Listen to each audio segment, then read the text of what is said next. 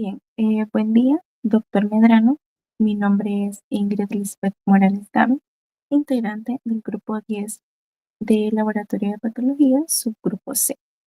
En esta ocasión, como subgrupo, nos ha tocado eh, investigar un poco acerca de las neoplasias pulmonares malignas. A manera de introducción, vamos a tener que las neoplasias pulmonares van a ser tumores malignos que van a afectar al tejido pulmonar y van a representar una de las principales causas de muerte por cáncer en el mundo. Recordando que estas van a estar estrechamente conectadas con lo que sería el tabaquismo, la exposición a distintos contaminantes ambientales, etcétera. Su estudio va a ser muy fundamental porque cada tipo tumoral presenta diferentes características morfológicas, factores pronósticos y tratamientos distintos, lo que nos obliga a hacer un diagnóstico preciso. En esta ocasión, los cuatro tipos principales serían el adenocarcinoma pulmonar, el carcinoma escamoso o epidermoide, el carcinoma de células pequeñas y el carcinoma de células grandes. Para empezar con el adenocarcinoma,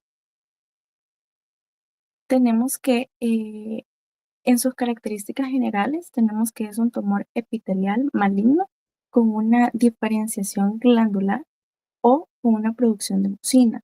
En los patrones de crecimiento vamos a tener que puede ser acinar, papilar, micropapilar, lepídico y sólido. La localización va a ser más común en la periferia del pulmón y habitualmente va a ser más pequeños que otros tipos. En lo que serían las lesiones precursoras, tenemos la hiperplasia adenomatosa atípica y el carcinoma in situ. En cuanto a la inmunistoquímica, el marcador típico, que sería TTF1, que sería el factor de transcripción tiroideo, debe ser positivo. En cuanto al grado de diferenciación, cuando ese tumor va a ser bien diferenciado, va a tener un mejor pronóstico.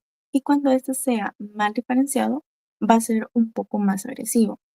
En los factores pronósticos, vamos a tener que van a existir mutaciones frecuentes en oncogenes, como sería el EGFR, el ALK, el ROS1, el MET y el RET, que permiten terapias dirigidas. En cuanto hay mutaciones en el KRAS, hay un peor pronóstico y hay resistencia terapéutica.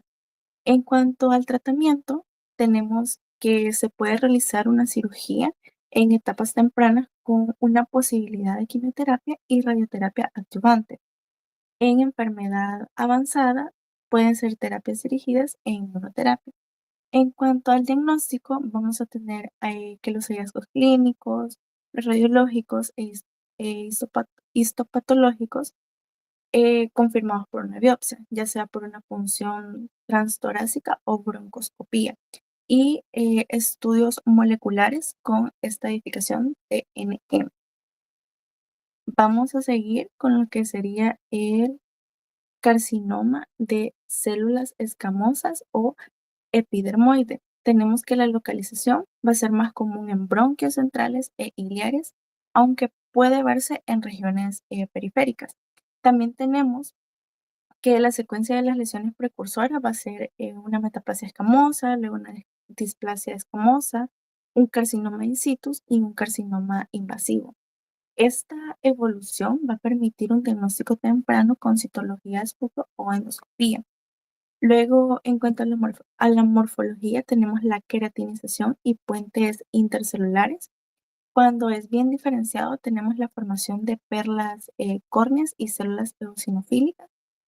Cuando es moderadamente diferenciado, tenemos la queratinización menos extensa, y cuando es poco diferenciado, tenemos la queratinización focal y un alto índice mitótico. En cuanto al grado de diferenciación, tenemos que cuando es bien diferenciado, va a ser de un crecimiento lento y va a tener una metástasis tardía. Y cuando es poco diferenciado, va a haber una mayor agresividad y una peor evolución. En las complicaciones locales, vamos a tener lo que sería la obstrucción bronquial, la destrucción del parenquima pulmonar y hemóptisis. En cuanto al diagnóstico, serían biopsias endobronquiales o citología de esputo, la inmunohistoquímica positiva para P40 y P63, lo que lo diferencia del adenocarcinoma que suele ser el TTF1 positivo.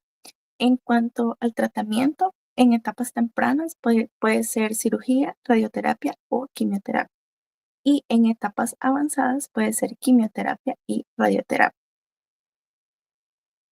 Para seguir, tenemos el carcinoma de células pequeñas.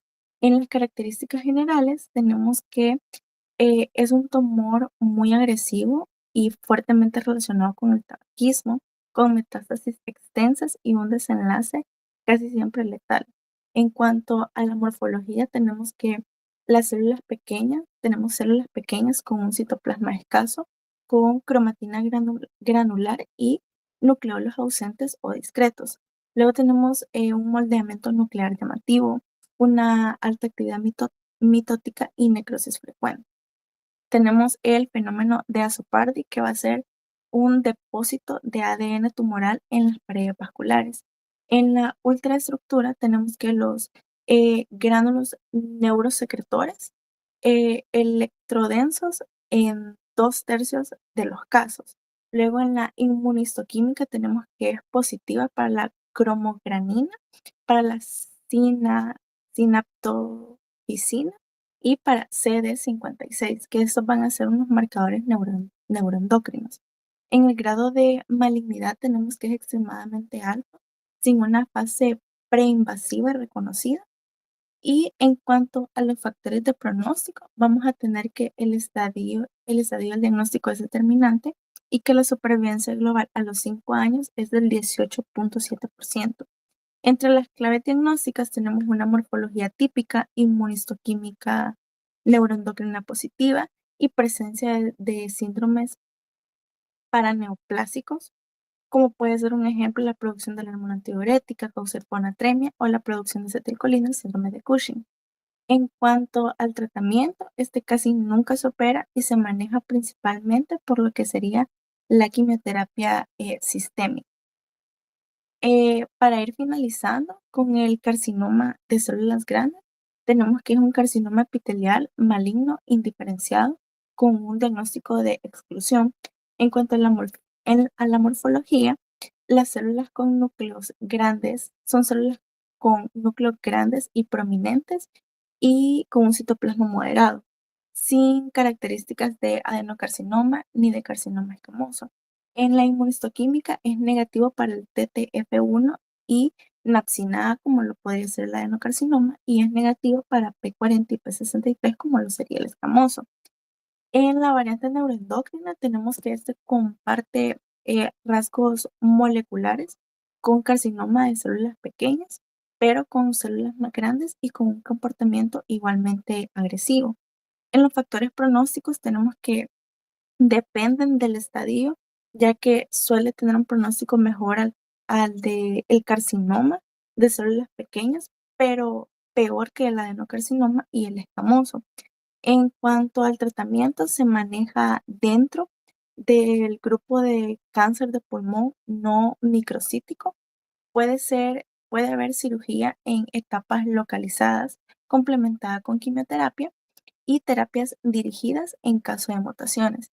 Y la variante neuroendocrina se trata con esquemas similares al carcinoma de células pequeñas.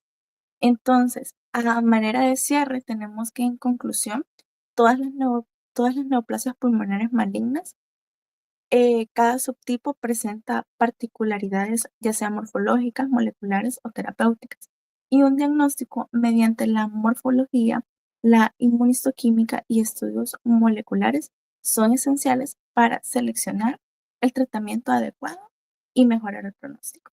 Muchas gracias.